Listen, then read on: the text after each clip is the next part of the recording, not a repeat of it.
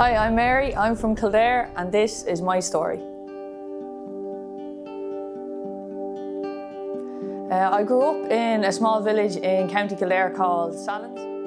I was in complete denial that I even had a problem with alcohol or with drugs, and I suppose later as my addiction went on, I had a big addiction to tablets, and where alcohol and drugs brought me was just a place of just total turmoil and brokenness and emptiness, and I just felt like I was almost like I just had no soul. I had no reason to be here, and it stripped me of everything. So after that encounter I had with the Lord, my whole life just had changed within a couple of days, and I knew internally something was different. I was praising the Lord because I knew Jesus was the one that had set me free. Páric ó Cúisle is anam bumsa. Bhailim fáilte go roimh go dtí mo gabhain ar feadh sealda.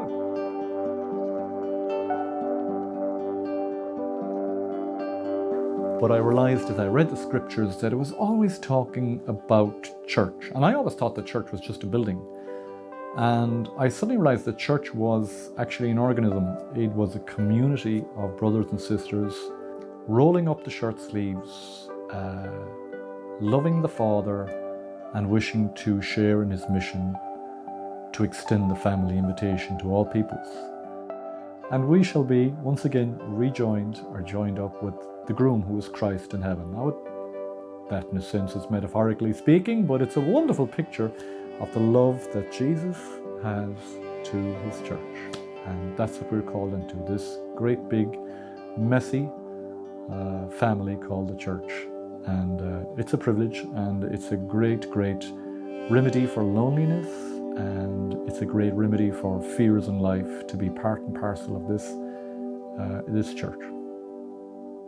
My name is Chantal, and I'm from the west of Ireland, and this is my story of finding freedom in Christ.